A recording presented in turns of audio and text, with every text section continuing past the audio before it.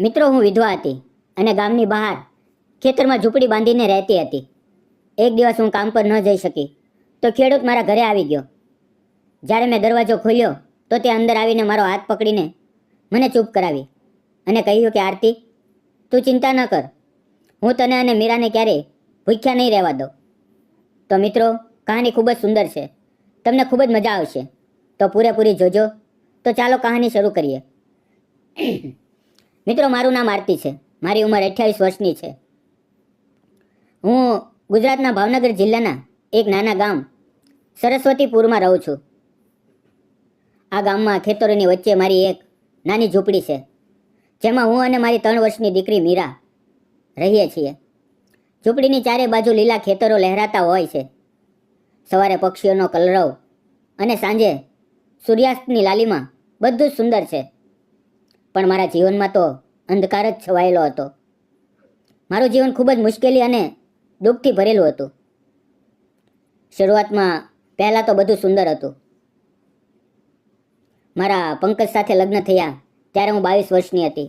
પંકજ એક સાદો માણસ હતો. ગામમાં જ નાની ઇલેક્ટ્રિકની દુકાન ચલાવતો હતો. તેમની હસતી આંખો, મીઠી વાણી અને મહેનતુ સ્વભાવ, આ બધું મને પસંદ હતું. અમારા લગ્ન પછી અમે નાનકડા ઘરમાં રહેવા લાગ્યા. દરરોજ સવારે પંકજ દુકાને જતા અને સાંજે થાકીને આવે ત્યારે મીરાને ખંભે બેસાડીને ફેરવતા. અમારું જીવન ખુશીઓથી ભરેલું હતું.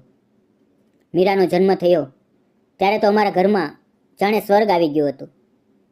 મીરાની નાની નાની હસી, તેના નાના નાના હાથ અને એને પકડીને ચાલવું, તેના પપ્પા મમ્મી કહેતા બોલ, બધું જ અમને જીવવાનું કારણ આપતું હતું.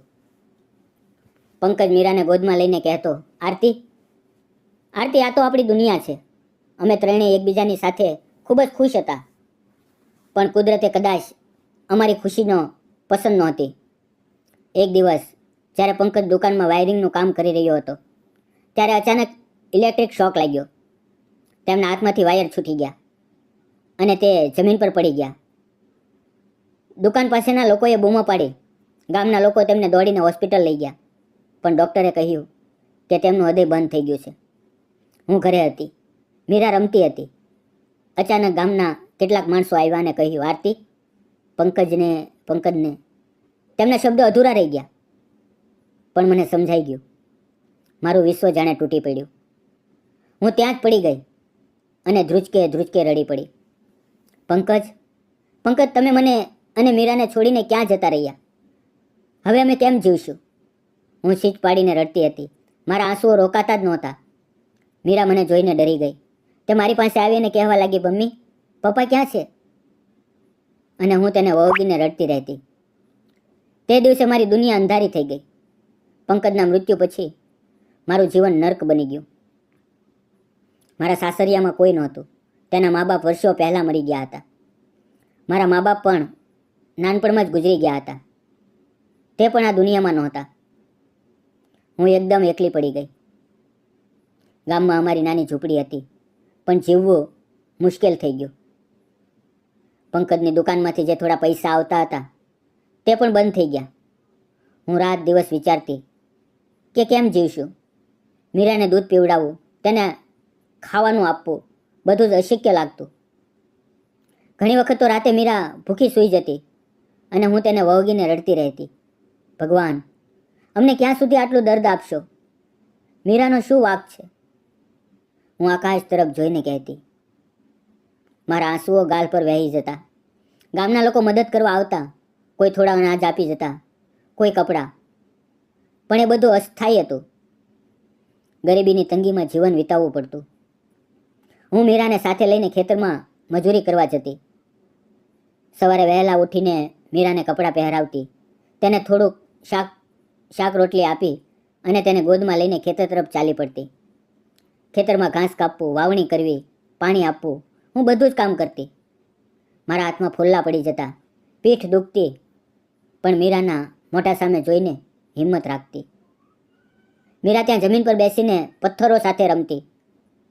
ક્યારેક તેને ભૂખ લાગે તો રડતી અને હું તેને વળગીને શાંત કરતી. બેટા, થોડી વાર, મમ્મી કામ પૂરું કરીને ઘરે જઈને તો ખાવાનું આપશીશ.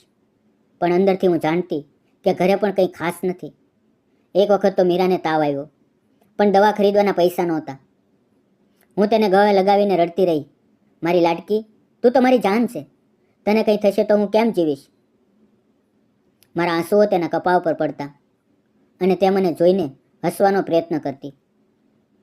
તે દિવસોમાં હું અંદરથી તૂટી ગઈ હતી. જીવવાની ઈચ્છા જ નહોતી રહી. રાત્રે ઝૂંપડીમાં અંધારું હોય, મીરા સૂતી હોય અને હું પંકજની યાદોમાં રડતી રહેતી. પંકજ, તમે હોત તો આજે મીરા આટલી તકલીફ ન પડત. આવા જ એક દિવસે જ્યારે હું ખેતરમાં કામ કરી રહી હતી ત્યારે મને એક સાદો માણસ મળ્યો, રમેશ. રમેશ ગામના જ એક મહેનતુ ખેડૂત હતો. તેની ઉંમર 32 વર્ષની હતી. તેના ચહેરા પર હંમેશા એક સ્મિત રહેતું. તે દયાળુ અને ઈમાનદાર હતા. ક્યારે કોઈનું ખરાબ ન કરતા. તેઓ ખેતર અમારા ખેતરની બાજુમાં જ હતું. પહેલાં તો અમે ફક્ત નમસ્કાર કરીને પસાર થઈ જતા, પણ ધીરે ધીરે વાતો થવા લાગી. એક દિવસ મીરા ખેતરમાં પડી ગઈ અને રડવા લાગી. તેનું ઘૂંટણ લોહીથી ભરાઈ ગયું. ત્યારે રમેશ દોડીને આવ્યો અને તેને ઊંચકી લીધી. બેટા, બેટા, કંઈ નહીં, આમ કહીને તે તેને પોતાના ખંભે બેસાડીને ફેરવવા લાગ્યો. મીરા હસવા લાગી. મારા હૃદયમાં એક અજીબ ગરમાહટ અનુભવી. તેની આંખોમાં દયા હતી અને તે મને મદદ કરવા લાગ્યા. ક્યારેક ખેતરમાંથી થોડાક શાકભાજી આપે, રીંગણ, ટમેટા, ડુંગળી. તે મને કહેતા, આરતી, મીરા માટે લઈ જા. ક્યારેક મીરા માટે ફળ લાવે, કેરી, ચીકુ, કેળા. આરતી, તમે એકલા એકલા કેટલું કરશો? તમારે મદદની જરૂર હોય તો મને કહેજો.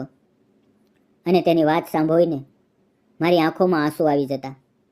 હું વિચારતી, આ માણસ તો ભગવાનનો દૂત છે. ધીરે ધીરે અમારી વચ્ચે નજરો મળવા લાગી. તેની આંખોમાં મારા માટે કંઈક અલગ જ હતું.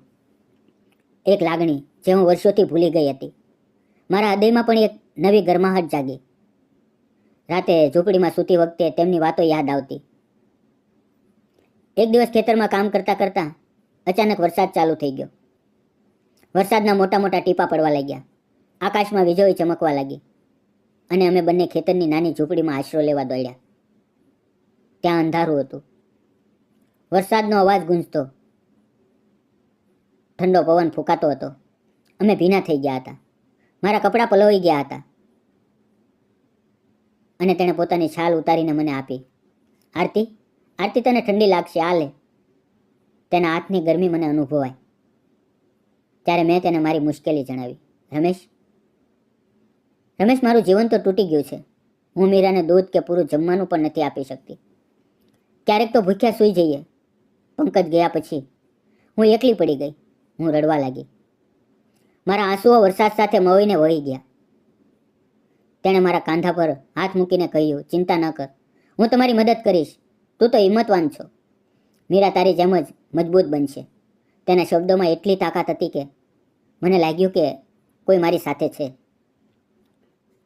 પણ એક દિવસ મારી મુશ્કેલી વધી ગઈ. હું ઘરમાં કામ કરતી હતી, ઝૂંપડી સાફ કરતી હતી. ત્યારે અચાનક પગ મરડાઈ ગયો. દર્દથી હું છીંચ પાડીને પડી ગઈ.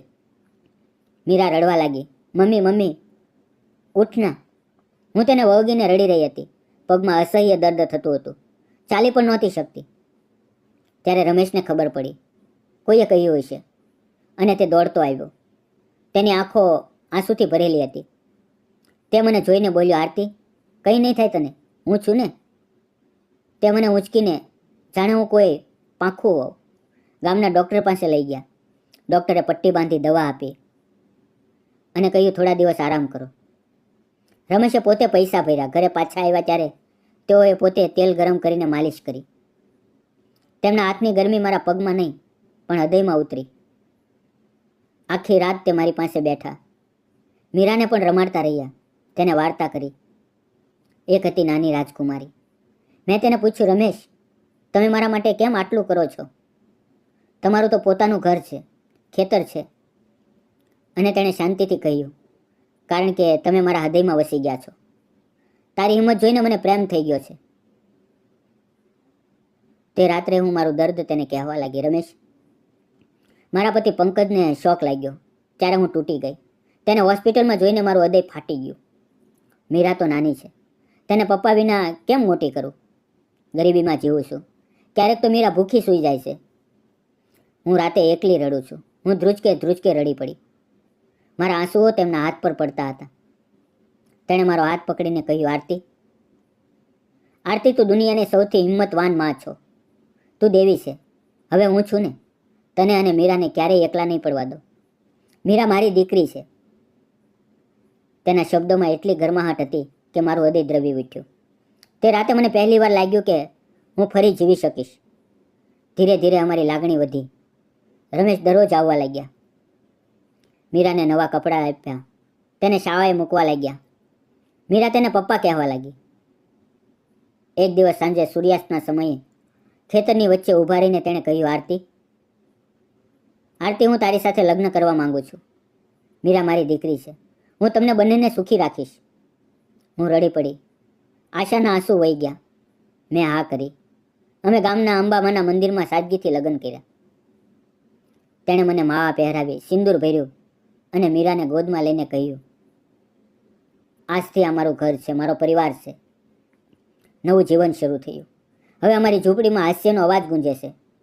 મીરા ખુશ છે અને હું ફરી સપના જોવા લાગી છું. મિત્રો, આ વાર્તા કહેતા મારું હૃદય ભરાઈ આવ્યું. જીવનમાં દર્દ આવે તો આશા રાખો. ભગવાન કોઈને કોઈ મદદ મોકલે છે. આ વાર્તા તમને પ્રેરણા આપે છે કે હિંમત ન છોડો. પ્રેમ અને દયા જીવન બદલી શકે છે. મિત્રો, આજના રમેશે આરતી સાથે લગ્ન કરીને સાચું કર્યું કે ખોટું? કોમેન્ટમાં જરૂર